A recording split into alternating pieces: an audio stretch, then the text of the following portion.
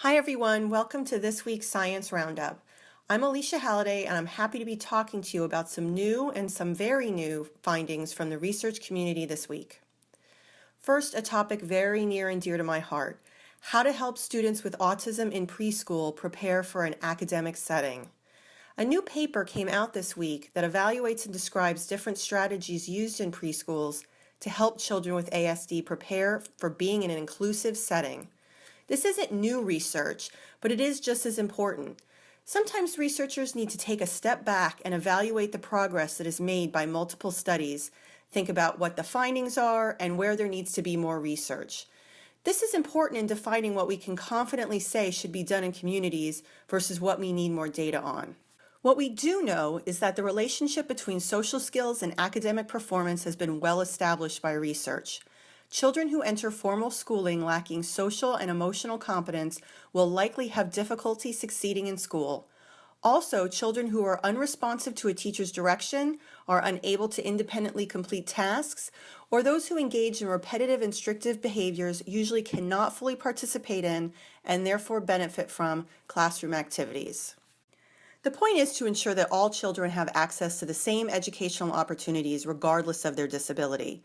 They identified some key areas in which schools could improve to prepare themselves for preschoolers with autism and to help them succeed in kindergarten and beyond. I have to say my own experience with my daughter's preschool has been absolutely fantastic, and I have to give an enormous amount of credit to my school district. But I know this isn't always the case, and this sort of analysis and recommendations are sorely needed. Most of the studies the researchers analyzed had to do with interventions delivered in the classroom by school personnel or teachers, but they also included some parent-delivered interventions as well. I'll skip to the good part, their findings. They found that schools are using evidence-based practices like ABA, modeling, and communication training. Some are using some non-evidence-based practices, but not as many. All of the intervention in these studies were focused on an individual target behavior or skill. For example, improvement in classroom behavior. This means things like complying with requests, following routine, and engaging in tasks. Another target behavior includes improving social communication and interactive skills. This means making requests to the teachers and kids and initiating contact with other classmates. The last type of outcome that these interventions targeted was a reduction in challenging behavior. These are things like aggression, stereotypy, and refusal to participate in activities.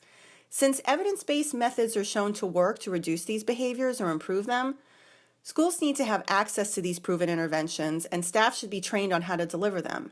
In the future, there needs to be more research on how to best support parents and how to continue these interventions at home.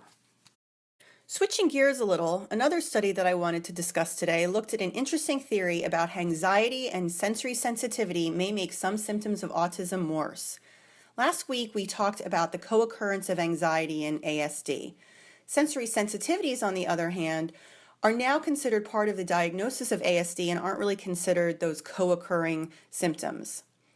Researchers at Newcastle University and Brigham Young University used existing data on sensory sensitivity, anxiety, and restrictive and repetitive behaviors. They added a measure called the Intolerance to Uncertainty Scale. I wasn't familiar with this, so I looked it up. It's a 12-item scale that describes responses to uncertainty in certain situations and asks parents to rate how much the statements are like their child. For example, one of the statements is, "When things happen suddenly, he or she gets very upset." The researchers did a lot of analysis here, as you can probably imagine, and came up with a hypothesis about how all these things are related. They suggest, to a certain degree, being under-responsive or even over-responsive to sensory stimuli leads directly to repetitive behaviors. Most interesting was evidence that in other cases, the sensory issues and what was termed intolerance to uncertainty led to the anxiety and then to repetitive behaviors. It's been previously shown that heightened levels of intolerance to uncertainty do make children anxious. One way for someone in this situation to manage this anxiety is to try to exert some control over the environment and make the world more predictable. This happens sometimes through repetitive behaviors or an insistence on sameness. This idea around how unpredictability and uncertainty is related to autism symptoms is also being studied in other labs, so I really thought it was important to mention. If this relationship does hold true, it may be a focus of future intervention. For example, if you targeted the intolerance to uncertainty, then you might be able to help the individual develop a more flexible behavior scheme and possibly stop the anxiety from taking place to begin with.